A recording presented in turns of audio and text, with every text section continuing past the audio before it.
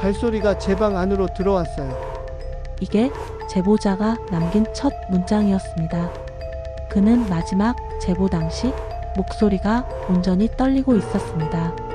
말을 끝내기까지 3번이나 숨을 골랐고 그 숨소리 사이로 마치 누군가가 건드리는 듯한 작은 잡음이 같이 섞여 있었습니다. 시간은 새벽 2시 37분. 원룸 아파트 복도는 누구 하나 지나가지 않는 깊은 밤이었고 순간이동이 거의 없는 구조였기에 발자국 소리가 난다는 것 자체가 이상한 일이었죠. 하지만 제보자는 분명히 말했습니다. 현관문 밖에서 들리던 발걸음이 마치 벽을 통과하듯 그대로 안으로 들어왔고 자신이 누워있던 침대 옆에서 멈췄다고요. 그 순간 그는 몸을 움직일 수 없었습니다. 눈은 감겨 있었지만 바로 옆에 누군가가 자신을 내려다보는 느낌이 들었다고 했습니다. 그리고 그가 마지막으로 묘사한 장면은 문틈 아래 어둠 속에서 얼굴이 천천히 밀려 들어오는 모습이었습니다. 제보자는 평범한 20대 직장인이었습니다. 회사가 멀어 새벽 출근이 잦았고 지친 몸을 조금이라도 쉬기 위해 회사 근처 원룸으로 급히 이사를 오게 됐습니다. 입주 첫날부터 묘하게 신경 쓰이는 점이 하나 있었습니다. 현관문 밖에서 누군가 숨을 고르는 소리 같은 작은 공기 떨림이 느껴졌습니다. 문턱 아래 빈틈으로 아주 약한 바람이 들어왔습니다. 그 바람은 창문에서 들어오는 바람과 달랐습니다.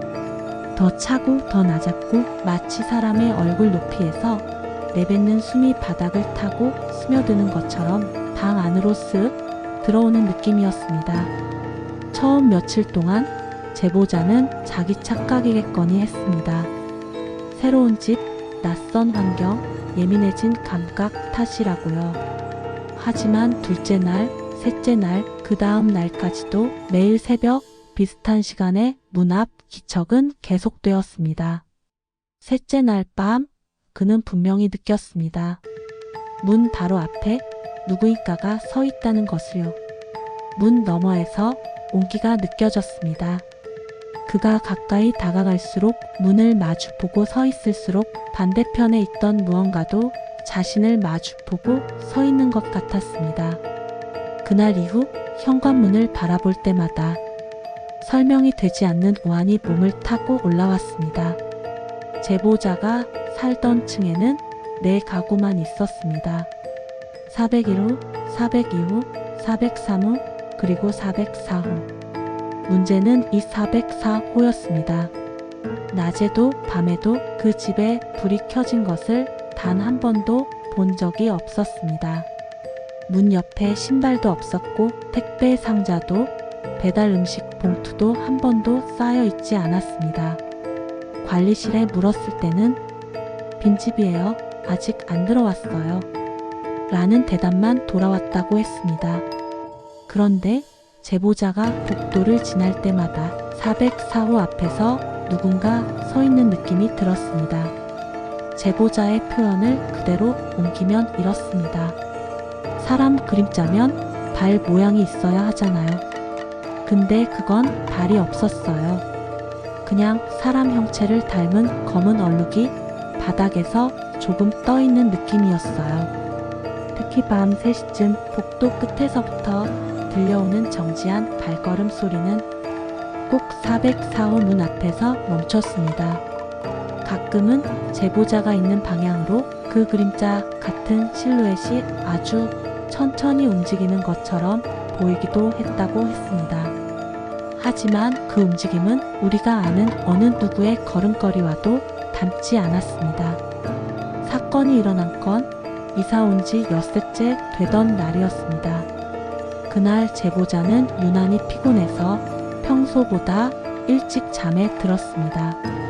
그리고 새벽 2시 37분 쇠붙이가 작게 떨리는 소리에 잠에서 깼습니다. 현관문의 손잡이가 아주 천천히 아주 미세하게 흔들리고 있었습니다. 덜컥, 덜덜컥. 문은 분명히 잠겨 있었습니다. 잠금 장치도 내려져 있었고 체인도 걸려 있었습니다.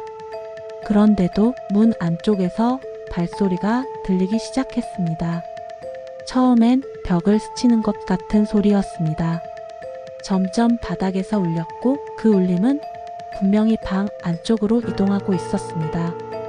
거실을 지나 좁은 복도를 따라 제보자의 방문 앞까지 발소리는 멈추지 않았습니다.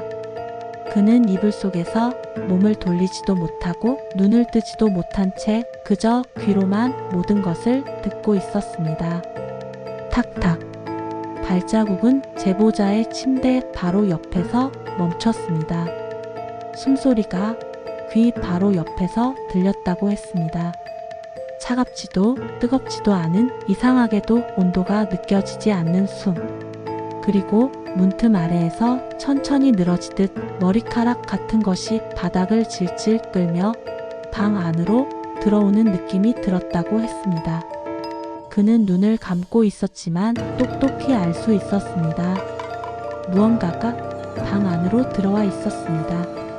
다음 날 아침 제보자는 바로 경비실로 내려가 CCTV를 확인했습니다. 경비원은 대수롭지 않게 화면을 넘기다가 새벽 2시 37분 부근에서 손을 멈췄습니다. 화면 속 복도는 멀쩡했습니다. 그러다 갑자기 강한 노이즈와 함께 영상이 흔들리기 시작했습니다. 하얀 얼룩과 검은 줄이 화면을 가로질렀고 카메라 시야 전체가 부서진 것처럼 보였습니다.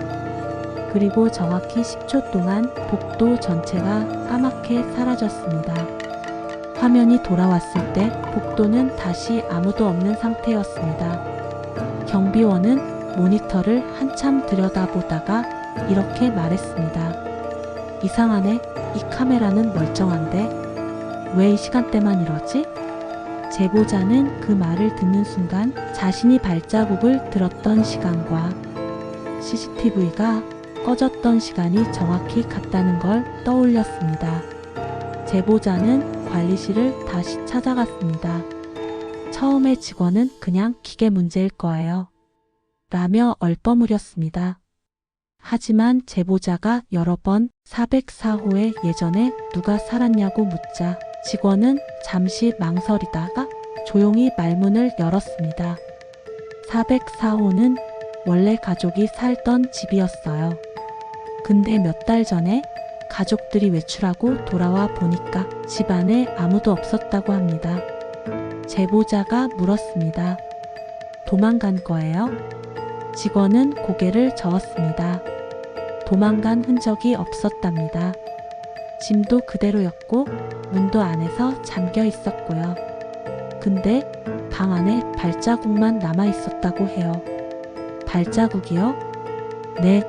근데 그 발자국이 문 쪽으로 향한 게 아니라 집 안쪽으로만 향해 있었답니다. 발자국은 거실을 지나 안방 쪽으로 이어지다가 방 한가운데에서 자취를 감췄다고 했습니다. 마치 바닥 안으로 스며들어 버린 것처럼요. 직원의 목소리는 점점 낮아졌습니다. 경찰도 불려왔지만 특별한 결론은 나오지 않았고 그 이후로 404호는 빈집이 되었습니다. 사건 이후에도 제보자는 밤마다 문 앞 기척을 느꼈습니다. 새벽이 가까워질수록 공기는 무거워졌고 눈을 감으면 현관문 저편에서 자신을 계속 바라보고 있는 어떤 시선을 느꼈다고 했습니다. 그는 잠을 거의 자지 못했습니다. 회사에서는 집중을 못했고 결국 조퇴를 반복하며 몸과 정신이 무너져 갔습니다. 그리고 어느 날 제보자가 마지막으로 보낸 메시지가 도착했습니다. 어젯밤 발소리가 다시 제 침대 옆에서 멈췄습니다. 이번에는 숨소리도 들렸어요. 그 메시지를 끝으로 제보자와는 더 이상 연락이 닿지 않았습니다. 며칠 뒤 같은 층에 살던 이웃 주민 한 명이 관리실에 이런 말을 했다고 합니다. 요즘 밤마다 404호 앞이랑 그 옆집 앞에 물기 있는 발자국 같은 게 잠깐 생겼다가 사라지더라고요. 그 발자국은 어디에서도 오지 않았고 어디로도 이어지지 않았습니다. 그저 그 자리에서 시작해서 그 자리에서 사라졌습니다. 마치 무언가가 바닥 속에서 올라왔다가 다시 바닥 속으로 내려갔다가 그 흔적만 잠깐 남기고 없어지는 것처럼요. 여러분이 지금 듣고 계신 이야기는 실제 제보자가 남긴 기록과 당시 관리실, 이웃, 주민의 증언을 바탕으로 재구성한 내용입니다. 이 방송을 들으며 혹시 여러분 집 문 앞에서 알 수 없는 기척이 느껴진다면 그게 단순한 착각인지 아니면 어디론가 사라져 버린 누군가의 발자국이 다시 돌아온 건지는 여러분이 직접 확인하셔야 할지도 모르겠습니다.